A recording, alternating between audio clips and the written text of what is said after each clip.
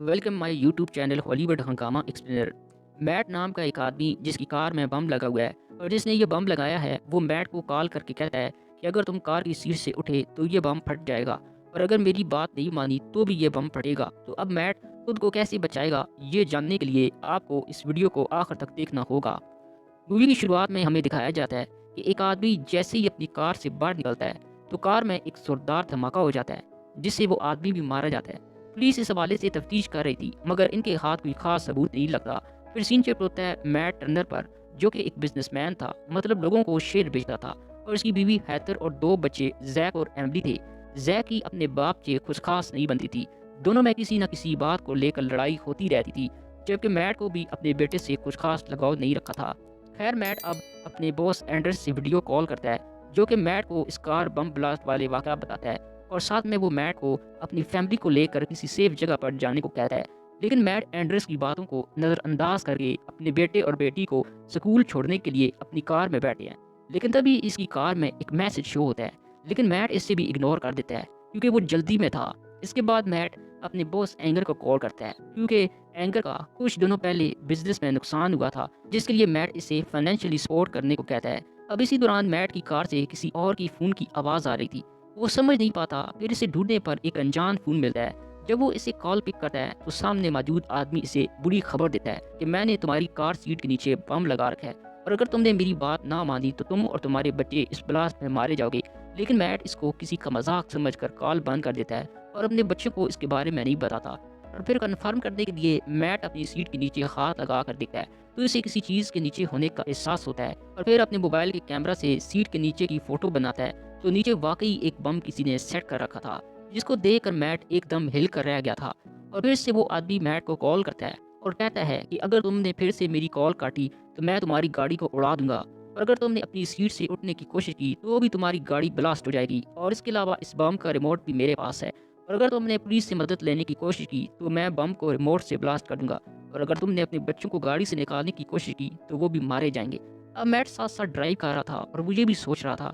कि आखिर वो आदमी कौन है और मैंने इसका क्या बिगाड़ा होगा जिसके लिए वो इसे और इसके बच्चों को मारने पर तुला है। मैट इससे अपने किए की माफ़ी भी मांगता है लेकिन वो कॉलर मैट को इसके बच्चों का फ़ोन गाड़ी से बाहर फेंकने को बोलता है, जिस पर मैट जैक और एमिली से इनके फ़ोन लेकर बाहर फेंक देता है, जिस पर वो मैट के अजीब रवैये पर हैरान थे। जिसके बाद मैट बच्चों को इस कॉलर और गाड़ी में बम वाली सारी बात बता देता है। ये सुनकर जैक और एमिली बहुत डर जाते हैं और तभी मैट के पार्टनर सेल्वन की कॉल आती है जिसकी कार में मैट की तरह किसी ने बम लगा रखा था और स्कॉलर ने कहा था कि वो मैट की वजह से मारा जाएगा। मैट भी सेल्वन की कार के पास पहुंच गया था लेकिन सेल्वन के साथ बैठी लड़की जैसे ही कार से बाहर निकलने की कोशिश करती है तो कार एक जोरदार धमाके से तबाह हो जाती है जिसके साथ ही सेल्वन और वो मारे जाते हैं। ये देखकर मैट बिना रुके वहां से आगे बढ़ जाता है और फिर वो कॉलर मैट से इसकी बीवी हैथर को फ़ोन करने को कहता है और इससे AIG बैंक जाने को कहता है जहाँ तुम्हारा सेफ्टी डिपॉजिट बॉक्स पड़ा हुआ है। तो मैट हैथर को अपनी सिचुएशन बताता है और ऐसे ही करने को कहता है जैसा कि इस अननोन बंदे ने कहा था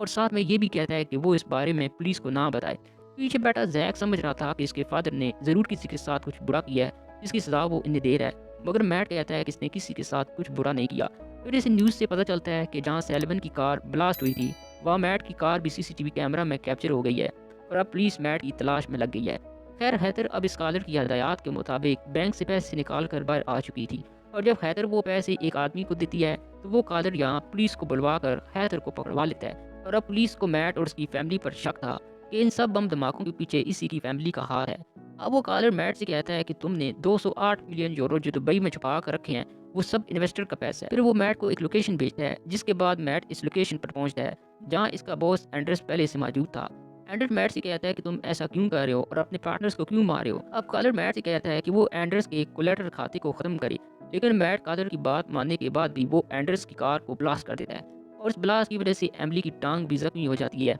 इसके बाद मैट गुस्से में आकर कॉलर की कार को कट कर देता है और अब वो अपनी कार को भगाया जा रहा था क्योंकि इसकी अपनी बेटी को बचाना था जिसका खून बह रहा था। और इसी बीच इसका पीछा करते हुए पुलिस इनके पीछे आ चुकी थी जो मैट का पीछा करने के बाद इसे घेर देती है। अब वह मैट के पास एजेंट एंजेला ब्रेकमैन नामी एक औरत आती है जो इन कार ब्लास्टेड वाले केसेस पर इन्वेस्टिगेशन कर रही थी और इसने इस तमाम एरिया के मोबाइल सिग्नल भी बंद कर दिए थे। और फिर बम स्क्वाड वाले जैक और एमिली की सीट को चेक करने के बाद इन्हें सेफ्टी कार से बाहर निकाल लेते हैं, लेकिन मैट की कार के नीचे बम होने की वजह से वो उससे बाहर नहीं निकाल पाते। अब मैट भी समझ गया था कि पुलिस इसकी मदद नहीं कर सकती और इसे खुद ही इस बम्पर को ढूंढना होगा। इसलिए वो अपनी कार को यहाँ से भगा लेता है और इस कॉलर को कॉल करके धमकी देता है कि वो अब इस खेल को ख़त्म करे और वो मैट से फेस टू फेस मिले, वरना इसे एक कौड़ी पैसा नहीं मिलेगा। और अब चाहे वो इस कार को ब्लास्ट भी कर दे तो इसे कोई फ़र्क नहीं पड़ने वाला। और फिर मैट को वो कॉलर एक लोकेशन पर बुलाता है जहाँ इसकी गाड़ी में एक आदमी आकर बैठ जाता है और कुछ देर बाद वो अपना मास्क उतारता है। तो मैट ये देखकर हैरान हो जाता है। वो आदमी कोई और नहीं बल्कि एंडर्स ही था,